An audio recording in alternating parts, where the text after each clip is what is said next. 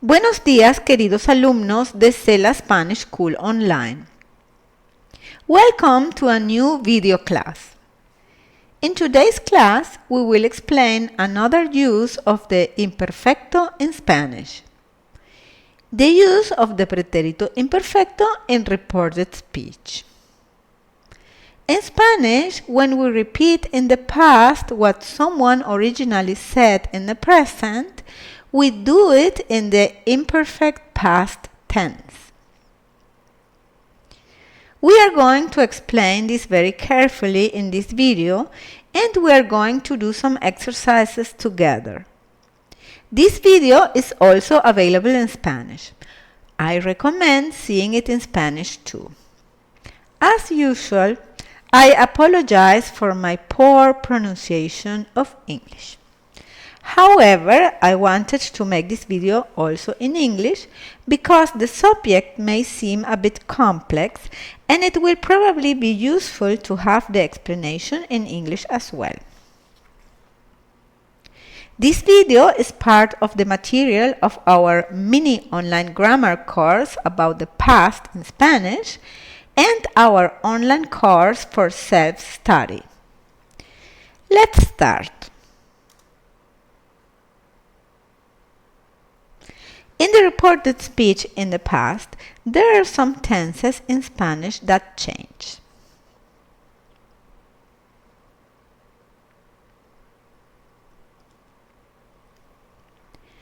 One of these changing tenses is the present.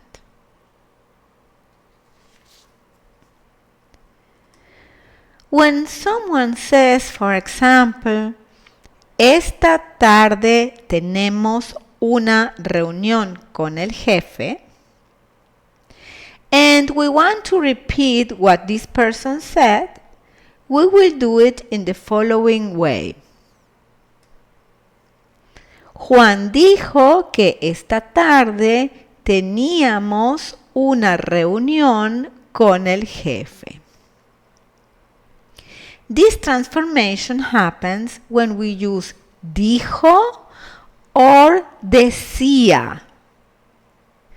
If we use dice or ha dicho, there is no change of the present tense.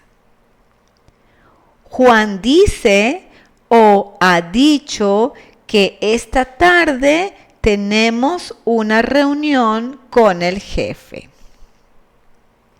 The verb that we use to report, in this case decir, must be in one of the past tenses, indefinido or imperfecto.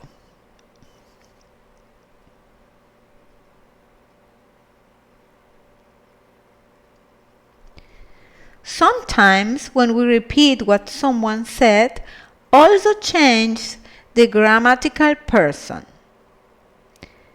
For example, in this case, tengo que comprar café. Juan talks about something he is going to do, and that is why he is going to use the first person singular. If we're going to repeat what Juan said, the sentence changes in the following way.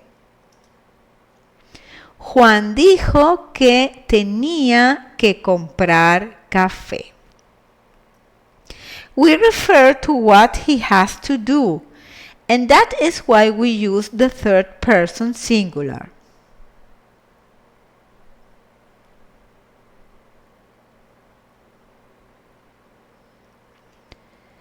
If in the original sentence there is a pronoun, it may change as well. For example,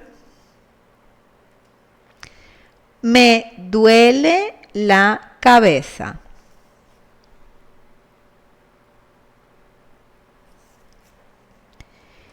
If we repeat what Juan said, we will say, Juan dijo que le dolía la cabeza, because we're talking about him.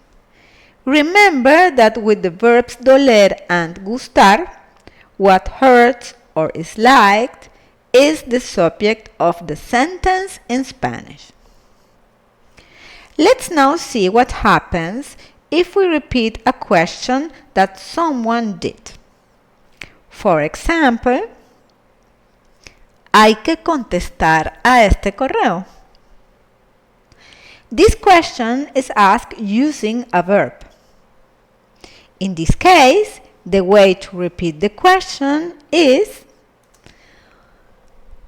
Juan preguntó si había que contestar a este correo. We use the particle si without tilde and the verb in the corresponding tense. In this case, pretérito imperfecto.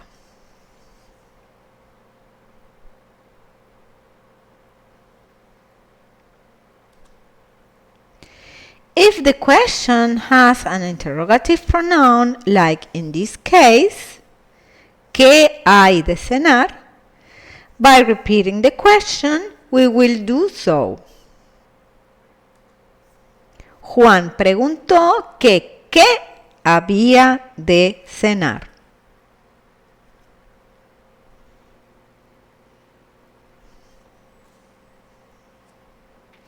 If the original question has an interrogative pronoun, we will repeat it when repeating the question after ¿qué?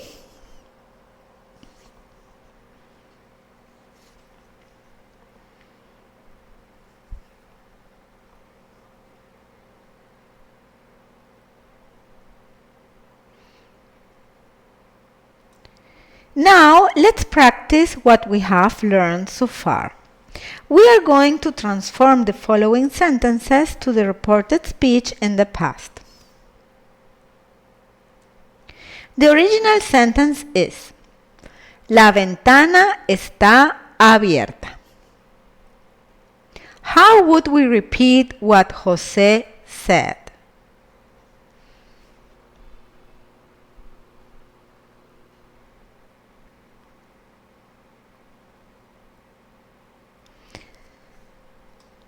José dijo que la ventana estaba abierta. We pass the verb from the present to the imperfect. The perspective does not change because we're talking about the window that is in the third person singular.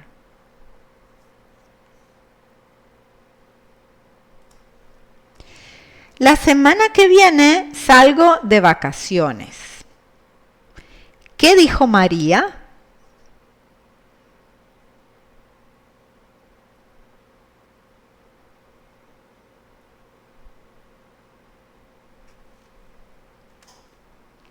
María dijo que la semana que viene salía de vacaciones. Here the perspective changes because in the original sentence the verb is in the first person singular and changes to the third person singular because we are talking about what María does.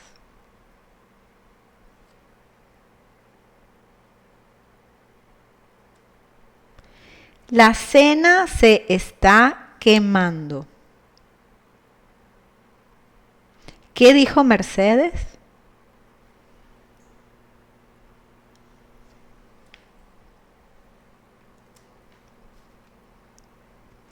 Mercedes dijo que la cena se estaba quemando.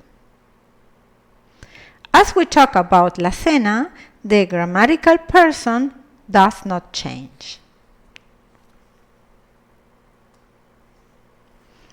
Mi auto no funciona.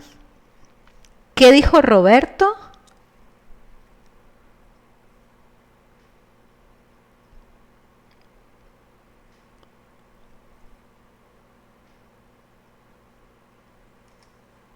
Roberto dijo que su auto no funcionaba.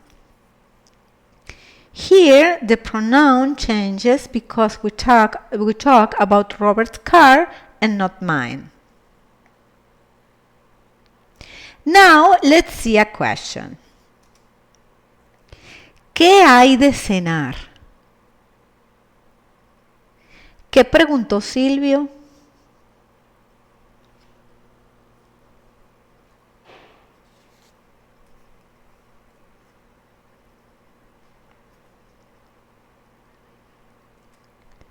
Silvio preguntó que qué había de cenar. As the question has an interrogative pronoun, we will repeat it in the reported speech after que.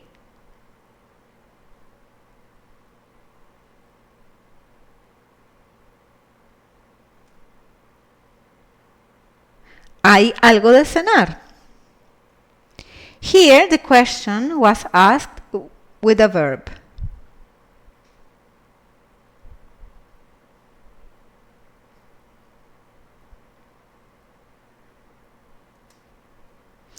Silvio preguntó si había algo de cenar.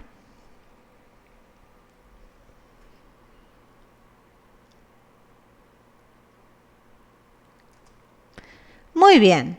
I hope the subject has been clear. In our online grammar mini course, there are many exercises with solutions and exercises with corrections by the teacher on this topic and others related to the past tenses in Spanish. If you have any questions, you can ask in the comments of the video or you can write us an email. We invite you to visit our website and to continue learning Spanish with us. Hasta pronto en una próxima clase.